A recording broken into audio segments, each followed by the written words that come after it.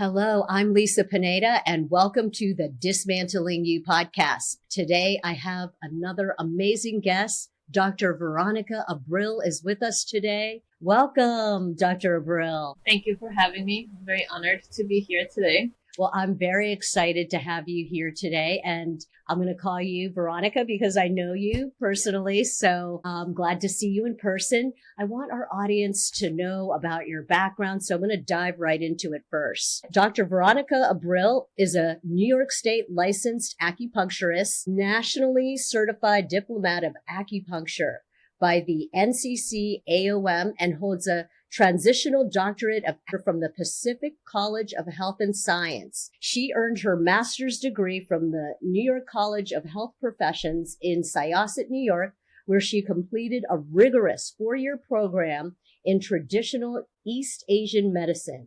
Veronica specializes in pain management, fertility, and mental and emotional health, and also treats a wide range of conditions, including gynecological and gastrointestinal issues, weight management, and so much more. She is also highly trained in fire cupping therapy, which she integrates into her treatments for musculoskeletal pain, detoxification, and overall wellness support. She has provided care to a diverse patient population across New York City and Long Island, delivering individualized, compassionate, and effective treatment plans. In addition to her clinical work, Veronica has received training in yoga, sound healing, and most recently, mat Pilates, which she weaves into her holistic approach to mind-body wellness and patient empowerment. You have such an amazing background, and I know a lot about you, but for our viewers who don't, take us a step back and tell us what led you into acupuncture. So, I kind of found my way into the profession because I didn't know what acupuncture was. I didn't know anything about Eastern medicine. So when I had finished high school, I went into the engineering program in City College because I have 2 older brothers. I'm from Ecuador. They're in Ecuador, and they're engineers. So it was kind of like the family thing to do. You know, you follow the engineer path. But I was never good at math. I've always struggled with the math classes. So as you get higher into the engineering programs, there's more math classes or just get progressively harder. And then I was like, I can't do this for the rest of my life. I need to change. I need to change my career. So I started looking into actually going into massage therapy, and that's how I found New York College of Health Professions. And I did two trimesters because they run by trimesters of the massage program. And then I developed this really bad tendonitis on my right shoulder that I couldn't sleep on this side. My right side is my dominant side, so I couldn't take notes. It was just really affecting my quality of life. And in the school, if you're a student, you can get free treatments from the students that are about to graduate because they need their clinical hours. So I would go get a massage here and there, and it'll help, but the pain always came back. So one day I went, and they were like, well, we don't have any massage appointments, but we have acupuncture. And then so I asked the receptionist, is this going to help me alleviate my pain? And then she was like, you can try it. And I received that one treatment. They did cupping, they did the acupuncture, and I had the best sleep that night. I woke up the next day. I didn't have the pain. I was sore, which makes sense because a lot of the muscles on my shoulder and my neck, they were really tight. So they released out of that tightness. So what I was having was more of a soreness, but I wasn't having that pain and inflammation that I was having. And I was like, I need to find out how this works. So then I switched from the massage therapy program into the acupuncture program and continued from there. That's amazing. Personally, acupuncture is phenomenal. It's so therapeutic, and it especially helped me through my fertility journey. For those who don't know acupuncture, they can be intimidated, because they think of needles, right? So talk us through what exactly is acupuncture. So acupuncture, it's part of the traditional Chinese medicine. It's one of the branches, and acupuncture uses they're hair-thin needles. So I know a lot of people, when they hear needles, they think it's hypodermic needles, like the ones that they draw blood, or where you get a vaccine shot and stuff like that. But they're not. They're very thin, and I wouldn't say that you feel pain, but you have a sensation when the needle are inserted in different parts of the body, because it'll be odd if you don't feel it. So there is some type of sensation. Some people describe it as a heaviness, or a coming or going a sensation, or a cooling sensation. But these are all normal sensations of when you have received acupuncture.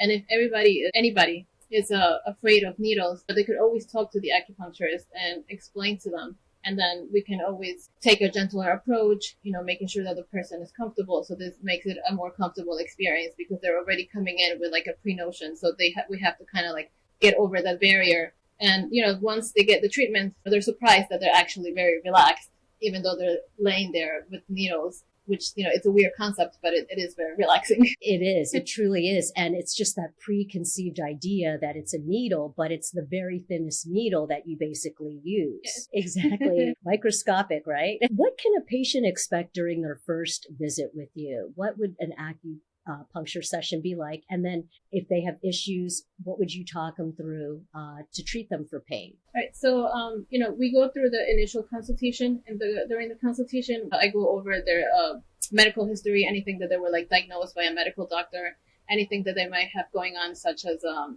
like emotional stress, family stress, aches and pains that they might have. We ask about like their sleeping habits, their digestive issues, like, how often are they going to the bathroom, if they're having like acid reflux, like all these things helps me create like a bigger picture of what's going on with the person internally that even sometimes the patient might not be aware of themselves. But this is what helps me create like a treatment plan and come up with the points that I'm going to use. If I'm treating somebody specifically for pain, I incorporate if it's not the fire cupping, I usually do the moxa. Moxa is really good to help relieve a lot of the inflammation, relieve pain, such as like the fire cupping is good to relieve a lot of the muscular pain, break up any adhesions, trigger points, muscle knots that the patient might have.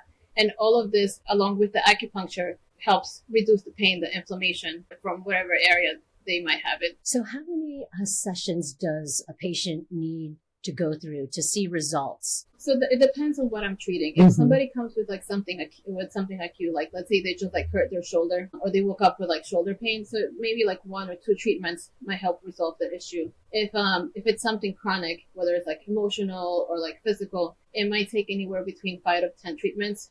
They might come like on a weekly basis and a monthly basis, but the treatment it'll take more treatments.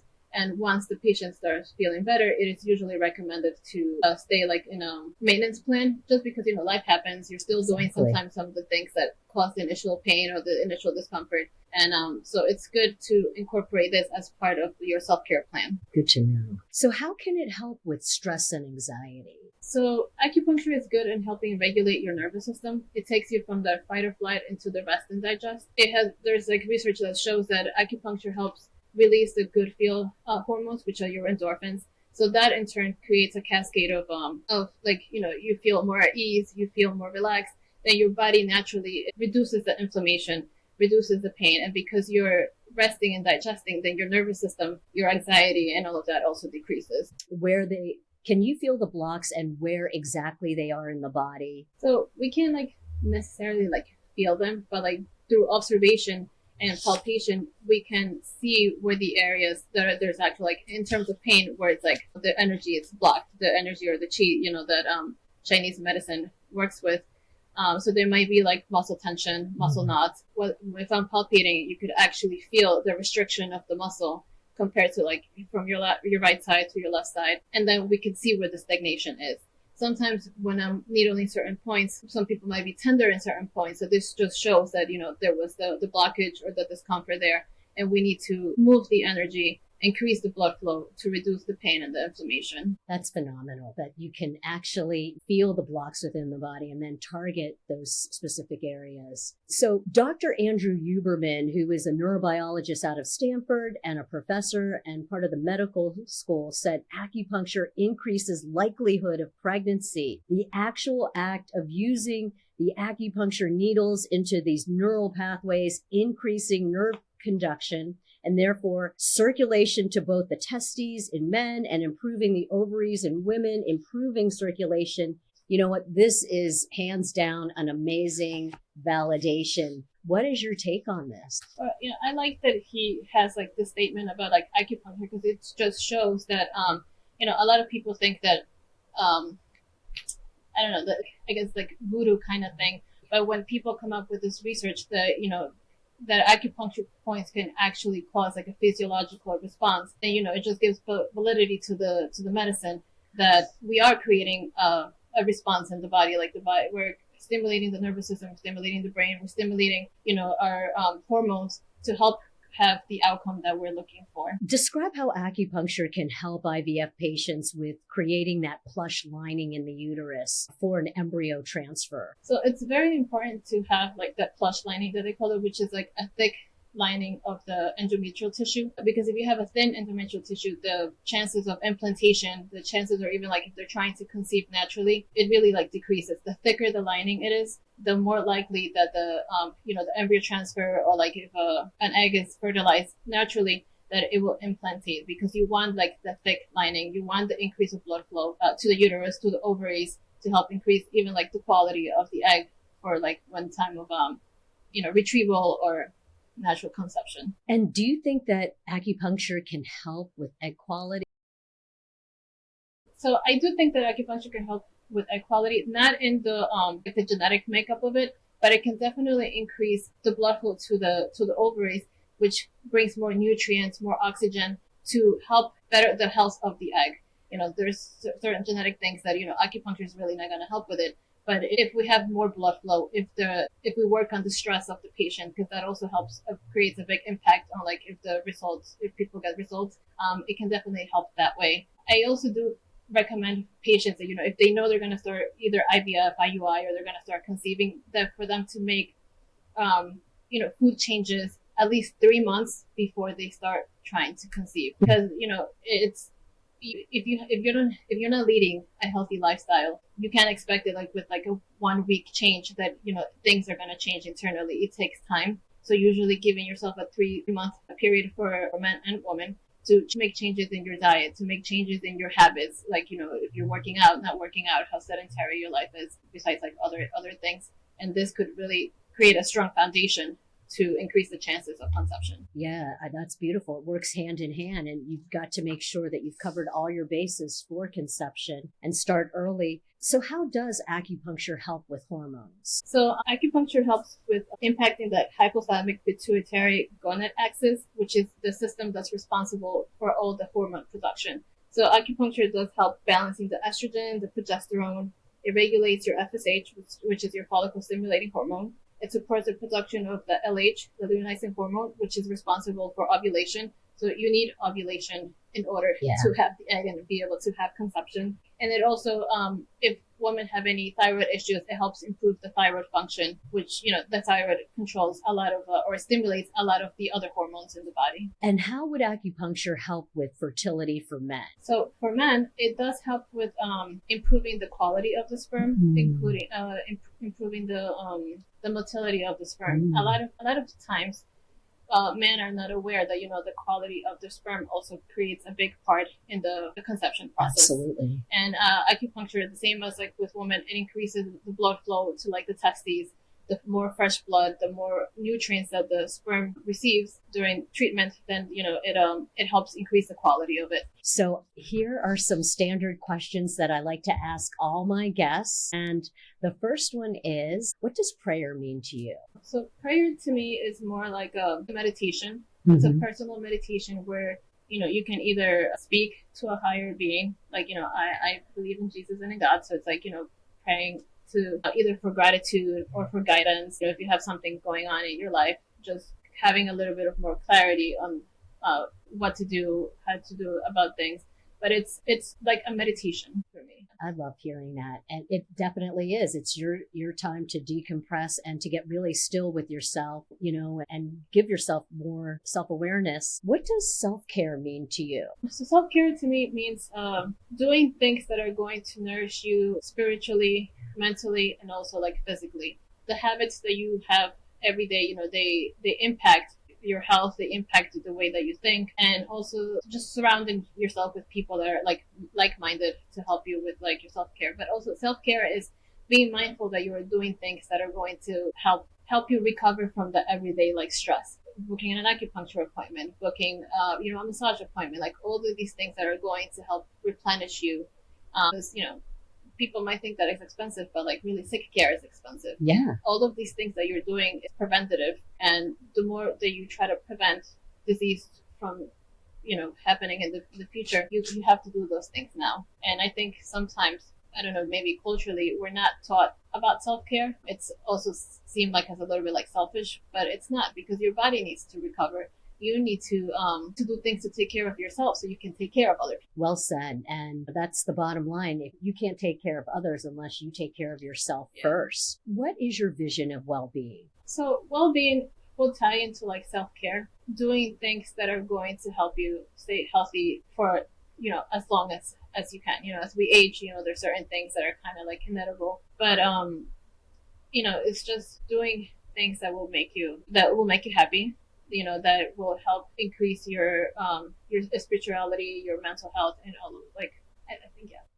Beautiful. Well said. I think that's basically my idea of well-being, looking out for yourself so that you can just be a great contributor. And as you know, my podcast is based on dismantling beliefs and thought patterns. What ideas or concepts have dismantled your belief system, and what was this awakening like for you? So when I was younger, I don't know, I had like this belief that, oh, I'm too old to do something, and I was probably like in my like mid-20s. And I used to be like, oh, I'm too old to learn how to play music, or I'm too old to like learn how to like skate.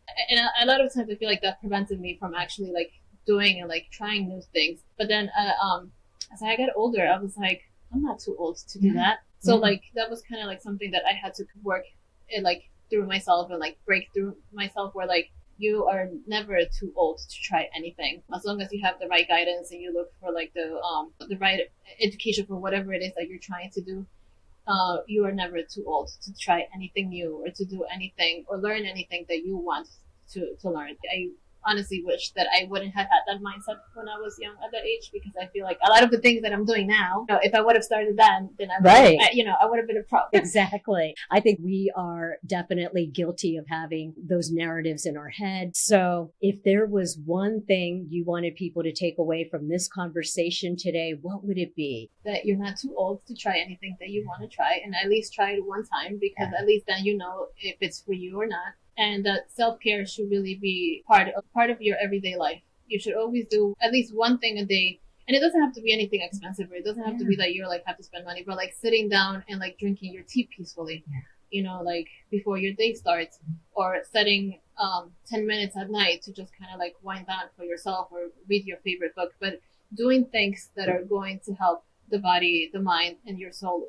It sounds cliche, but like to replenish yourself, because, life in itself, it can be hard. So you have to do things that can help you. And it also helps if you surround with people that have like the same kind of like mindset, where you can talk about these things and discuss, and having like a good support system. So important. It's important to be within that group of people who are going to support you and care for you and lift you up. Love that. Now, where can listeners get in touch with you and your preferred social media? So, I do have Facebook and Instagram. I do spend a lot of more time like on Instagram. Everything that I put on Instagram, it gets shared onto Facebook. Yeah. So yeah, like Instagram is a big one. Yeah. Perfect. I'll be sure to include all of that in the show notes. Veronica, thank you so much for coming in person today. It was a treat, and I love all you do for your patients. Thank you. I was really excited for this opportunity. Thank you. Thank you.